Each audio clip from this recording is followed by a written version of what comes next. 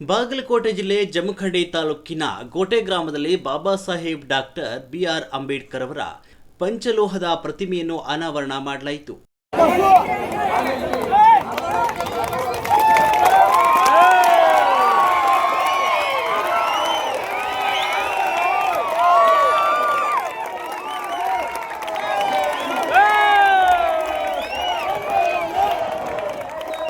ಈ ಕಾರ್ಯಕ್ರಮದ ದಿವ್ಯ ಸಾನ್ನಿಧ್ಯವನ್ನು ಮೈಸೂರಿನ ಉರ್ಲಿಂಗಪೆದ್ದಿ ಮಠದ ಪೂಜ್ಯ ಜ್ಞಾನ ಪ್ರಕಾಶ ಸ್ವಾಮೀಜಿ ಅವರು ವಹಿಸಿಕೊಂಡಿದ್ದರು.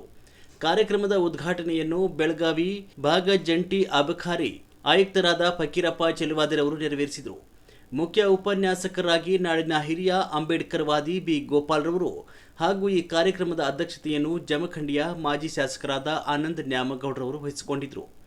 ಕಾರ್ಯಕ್ರಮವನ್ನು ಉದ್ಘಾಟಿಸಿ ಬೆಳಗಾವಿ ಭಾಗ ಅಬಕಾರಿ ಜಂಟಿ ಆಯುಕ್ತರಾದ ಫಕೀರಪ್ಪ ಚೆಲುವಾದಿರವರು ಮಾತನಾಡಿ, ಬಾಬಾ ಸಾಹೇಬ್ರ ಪ್ರತಿಮೆಗಳು ಊರಿನಲ್ಲಿ ಯುವ ಸಮುದಾಯಕ್ಕೆ ಆದರ್ಶವಾಗಿವೆ.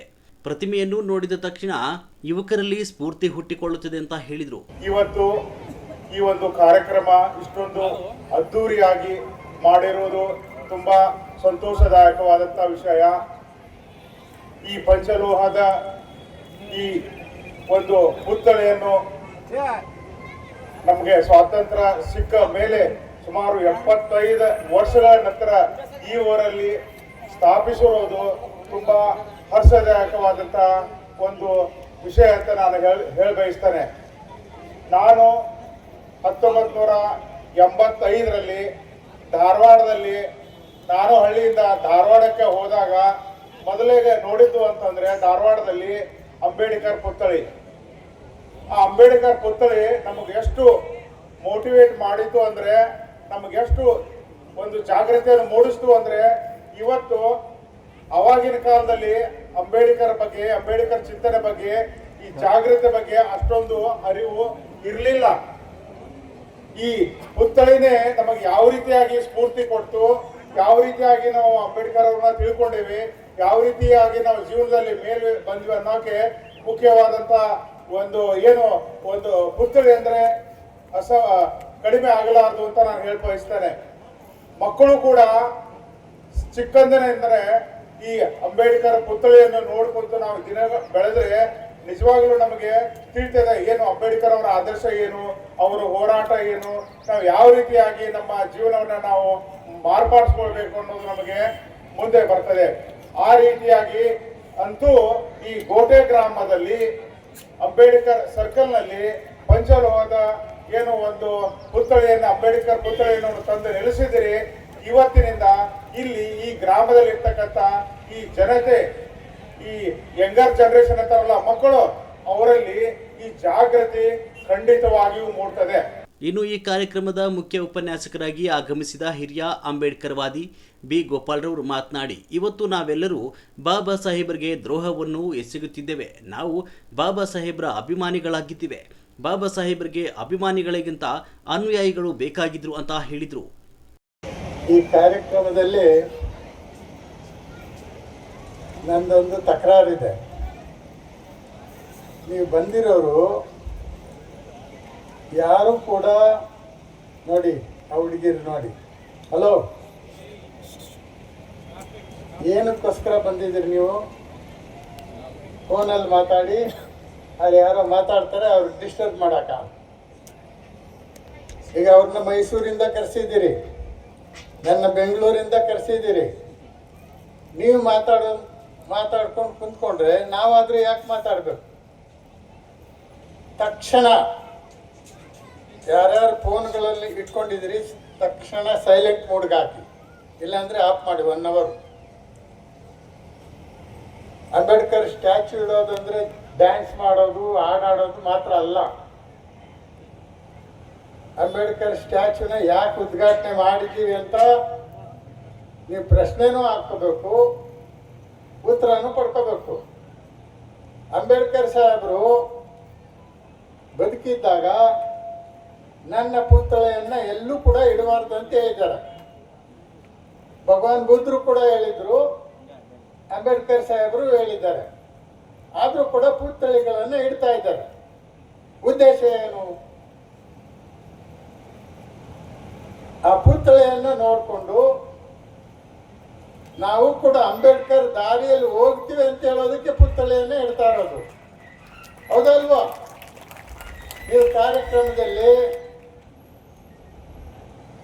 ಒಬ್ಬರು ಮಾತಾಡ್ತಾರಾಗ ಇನ್ನೊಂದು ಸಾರಿ ಹೂನಾರ ಹಾಕೋದು. ಕಾರ್ಯಕ್ರಮದ ಅಧ್ಯಕ್ಷತೆಯನ್ನು ವಹಿಸಿದ ಆನಂದ್ ನ್ಯಾಮಗೌಡ ಮಾತನಾಡಿ, ನಮ್ಮ ತಂದೆಯವರು ಕೂಡ ಜಮಖಂಡಿಯಲ್ಲಿ ಬಾಬಾ ಸಾಹೇಬ್ರ ಪ್ರತಿಮೆ ನಿರ್ಮಾಣಕ್ಕಾಗಿ ಶ್ರಮಿಸಿದ್ರು. ನಾನು ಕೂಡ ಯಾವತ್ತೂ ನಿಮ್ಮೊಡನೆ ಇರುತ್ತೇನೆ ಅಂತ ಹೇಳಿದರು. ನ್ಯಾಮಗೌಡರು ಈ ಗ್ರಾಮದಲ್ಲಿ ಬಾಬಾ ಸಾಹೇಬ್ ಅಂಬೇಡ್ಕರ್ ಅವರ ಒಂದು ಸ್ಟ್ಯಾಚ್ಯೂ ಆಗಬೇಕು, ಸರ್ಕಲ್ ಆಗಬೇಕು ಅಂತೇಳಿ ಅವತ್ತಿನ ಕಾಲದಲ್ಲಿ ಅಡಿಗಲ್ಲನ್ನು ಮಾಡಿ ಹೋಗಿರ್ತಕ್ಕಂಥದ್ದು ಇವತ್ತು ನಮ್ಮ ಅಧ್ಯಕ್ಷತೆಯಲ್ಲಿ ಆ ಸರ್ಕಲ್ ಉದ್ಘಾಟನೆ ಆಗ್ತಾ ಇದೆ ಅಂತ ಹೇಳಿದ್ರೆ ಅತ್ಯಂತ ಸಂತೋಷ ಪಡುವಂತ ಕಾರ್ಯಕ್ರಮ ಅಂತ ನಾನು ಹೇಳಲಿಕ್ಕೆ ಬಯಸ್ತೇನೆ. ಜಮಖಂಡಿಯಲ್ಲೂ ಕೂಡ ಪೂಜ್ಯರೇ, ಜಮಖಂಡಿಯಲ್ಲೂ ಕೂಡ ಬಾಬಾ ಸಾಹೇಬ್ ಅಂಬೇಡ್ಕರ್ ಅವರ ಒಂದು ಸರ್ಕಲ್ ನಿರ್ಮಾಣ ಆಗಿದೆ. ಜಮಖಂಡಿಯಲ್ಲಿ ಬಾಬಾ ಸಾಹೇಬ್ ಅಂಬೇಡ್ಕರ್ ಅವರ ಸರ್ಕಲ್ ನಿರ್ಮಾಣ ಆಗಬೇಕಾಗಿದ್ರ ಅವತ್ತಿನ ಕಾಲದಲ್ಲಿ ಸಿದ್ದು ನ್ಯಾಮಗೌಡರು ಕೇಂದ್ರ ಸಚಿವರಾಗಿದ್ರು. ಸನ್ಮಾನ್ಯ ಜಾಫರ್ ಶರೀಫ್ ಅವರನ್ನ ಜಮಖಂಡಿ ಕರೆಸಿ ಬಾಬಾ ಸಾಹೇಬ್ ಅಂಬೇಡ್ಕರ್ ಅವರ ಸರ್ಕಲ್ ಅನ್ನು ನಿರ್ಮಾಣ ಮಾಡ್ತಕ್ಕಂಥ ಕಾರ್ಯ ಅವತ್ತು ಸಿದ್ದು ನ್ಯಾಮಗೌಡರು ಮಾಡಿದ್ದನ್ನ ಇವತ್ತು ಕೂಡ ನಾನು ನೆನಪಿಸ್ಕೊಳ್ಳಿಕ್ಕೆ ಬಯಸ್ತೇನೆ.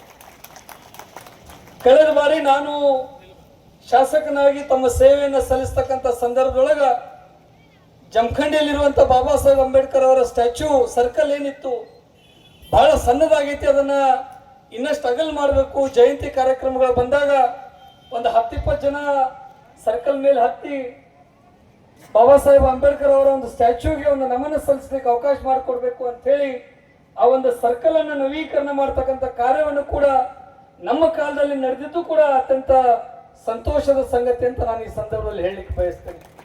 ಇನ್ನು ಕಾರ್ಯಕ್ರಮದ ದಿವ್ಯ ಸಾನ್ನಿಧ್ಯವನ್ನು ವಹಿಸಿದ ಜ್ಞಾನ ಪ್ರಕಾಶ್ ಸ್ವಾಮೀಜಿರವರು ಮಾತನಾಡಿ, ಯಾರು ಬಾಬಾ ಸಾಹೇಬ್ ಅಂಬೇಡ್ಕರ್ ಅವರನ್ನು ವಿರೋಧಿಸುತ್ತಾರೋ ಅವರು ಈ ದೇಶದ ನಿಜವಾದ ಭಯೋತ್ಪಾದಕರು ಅಂತ ಖಾರವಾಗಿ ನುಡಿದರು.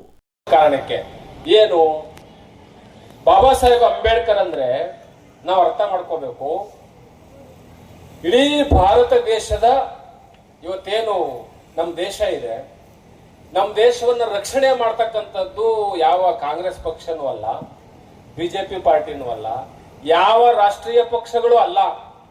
ಇಡೀ ದೇಶವನ್ನ ರಕ್ಷಣೆ ಮಾಡ್ತಾ ಇರ್ತಕ್ಕಂಥದ್ದು ಯಾವ್ದಾದ್ರೂ ಒಂದು ಅದ್ಭುತವಾದಂತ ಆಯುಧ ಯಾವುದು ಅಂದ್ರೆ ಅದು ಭಾರತದ ಸಂವಿಧಾನ. ಸಂವಿಧಾನ ಈ ದೇಶದ ರಕ್ಷಾ ಕವಚ. ನೋ ಪಾರ್ಟಿ ಬರ್ತವೆ, ಪಾರ್ಟಿ ಹೋಗ್ತವೆ. ಆದ್ರೆ ದೇಶದ ಏಕತೆ, ದೇಶದ ಸಮಗ್ರತೆ, ದೇಶದ ಅಖಂಡತೆ ಎಲ್ಲಿದೆ? ಅದು ಸಂವಿಧಾನದಲ್ಲಿದೆ. ಇಂಥ ಸಂವಿಧಾನವನ್ನ ಈ ದೇಶಕ್ಕೆ ಸಬ್ಮಿಷನ್ ಮಾಡಿ ಬರೆದು ಕೊಟ್ಟಂತ ಬಾಬಾ ಸಾಹೇಬ್ ಅಂಬೇಡ್ಕರ್ ನಿಮ್ಗೆ ಕೊಟ್ಟಂತದ್ದು ಯಾವುದು ಅಂದ್ರೆ vote, note, seat, boot, coat, TP, ZP, MP, MLA, councillor ಎಲ್ಲ ಹಕ್ಕುಗಳನ್ನ ಎಲ್ಲಾ ಸಮಾಜದವರಿಗೂ ಕೊಟ್ಟಿರ್ತಕ್ಕಂಥ ಸರ್ದಾರ ಯಾರು ಅಂದ್ರೆ ಡಾಕ್ಟರ್ ಬಾಬಾ ಸಾಹೇಬ್ ಅಂಬೇಡ್ಕರ್. ಹಾಗಾಗಿ ಅಂಬೇಡ್ಕರ್ ಅವರ ಪುತ್ಥಳಿಗೆ, ಅಂಬೇಡ್ಕರ್ ಅವರ ಭಾವಚಿತ್ರಕ್ಕೆ, ಅಂಬೇಡ್ಕರ್ ಅವರ ಬೋರ್ಡ್ಗೆ ಇಲ್ಲಿ ಹಾಕ್ಬೇಡಿ, ಅಲ್ಲಿ ಹಾಕ್ಬೇಡಿ, ಇಲ್ಲಿ ಇಡಬೇಡಿ, ಇಲ್ಲಿ ಮಾಡಬೇಡಿ ಅಂತಕ್ಕಂಥವ್ರು ರಾಷ್ಟ್ರದ್ರೋಹಿಗಳು, ರಾಷ್ಟ್ರದ್ರೋಹಿ. ಅಂಬೇಡ್ಕರ್ ಓಟ್ ಬೇಕು, ಅವ್ರ ಬೋರ್ಡ್ ಬೇಡವಾ? ಅಂಬೇಡ್ಕರ್ ನೋಟ್ ಬೇಕು, ಅವರ ಫೋಟೋ ಇಡೋದು ಬೇಡವಾ? Ambedkar TP, ZP, MP, MLA, councillor ಎಲ್ಲ ಸವಲತ್ತು ಬೇಕು, ಆದ್ರೆ ಅಂಬೇಡ್ಕರ್ ಇಲ್ಲಿ ಬೇಡ, ಅಲ್ಲ ಹಾಕ್ಬೇಡಿ, ಬೋರ್ಡ್ ಇಲ್ಲ ಹಾಕ್ಬೇಡಿ. ಇನ್ನು ಈ ಕಾರ್ಯಕ್ರಮದಲ್ಲಿ ಅರ್ಜುನ್ ದಳವಾಯಿ, ಶಿವಲಿಂಗ ಗೊಂಬೆಗುಡ್ಡ, ಯಮನಪ್ಪ ಗುಣದಾಳ್, ಶಶಿಧರ್ ಮೀಸಿ, ಗೋಪಿನಾಥ್ ಮೀಸಿ, ಗಂಗರಾಜ್ ಪಾಣಿ, ಚೆನ್ನಬಸು ಗುಣದಾಳ್, ಸಾಗರ್ ಕಾಂಬ್ಳೆ, ವಿದ್ಯಾಸಾಗರ್ ಗೋಟೆ ಇನ್ನೂ ಹಲವಾರು ಮುಖಂಡರು ಸಾವಿರಾರು ಸಂಖ್ಯೆಯಲ್ಲಿ ಬಾಬಾ ಸಾಹೇಬ್ ಅನುಯಾಯಿಗಳಲ್ಲಿ ಭಾಗವಹಿಸಿದರು. ಭಾರತದ ಜನತೆಯಾದ ನಾವು ಭಾರತವನ್ನು ಸಾರ್ವಭೌಮ ಸಮಾಜವಾದಿ ಧರ್ಮ ನಿರಪೇಕ್ಷ ಪ್ರಜಾಸತ್ತಾತ್ಮಕ ಗಣರಾಜ್ಯವನ್ನಾಗಿ ರೂಪಿಸುವುದಕ್ಕಾಗಿ ಭಾರತದ ಎಲ್ಲಾ ಪ್ರಜೆಗಳಿಗೆ ಸಾಮಾಜಿಕ ನ್ಯಾಯವನ್ನು ವಿಚಾರ ಅಭಿವ್ಯಕ್ತಿ ನಂಬಿಕೆ ಧರ್ಮ ಮತ್ತು ಉಪಾಸನೆ ಸ್ವಾತಂತ್ರ್ಯವನ್ನು ಸ್ಥಾನಮಾನ ಸ್ಥಾನಮಾನ ಅವಕಾಶಗಳ ಸಮಾನತೆಯನ್ನು ದೊರೆಯುವಂತೆ ಮಾಡುವುದಕ್ಕಾಗಿ ವ್ಯಕ್ತಿ ಗೌರವ ದೇಶದ ಏಕತೆ ಮತ್ತು ಸಮಗ್ರತೆಗಾಗಿ ಎಲ್ಲರಲ್ಲಿ ಭಾತೃತ್ವದ ಭಾವನೆಯನ್ನು ಮೂಡಿಸುವುದಕ್ಕೆ ದೃಢ ಸಂಕಲ್ಪ ಮಾಡಿ ನಮ್ಮ ಸಂವಿಧಾನ ಸಭೆಯಲ್ಲಿ 1949ನೇ ಇಸ್ವಿಯ ನವೆಂಬರ್ ತಿಂಗಳ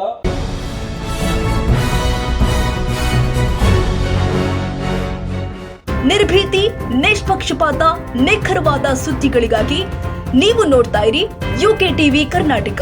ಇದು ನಿಮ್ಮ ಧ್ವನಿ. ಇನ್ನು ಹೆಚ್ಚಿನ ಸುದ್ದಿಗಳಿಗಾಗಿ ನಮ್ಮ ಚಾನೆಲ್ ಅನ್ನ ಲೈಕ್ ಮಾಡಿ, ಸಬ್ಸ್ಕ್ರೈಬ್ ಮಾಡಿ, ಪಕ್ಕದಲ್ಲಿ ಇರುವ ಬೆಲ್ ಐಕಾನ್ ಪ್ರೆಸ್ ಮಾಡಿ. ಧನ್ಯವಾದಗಳು.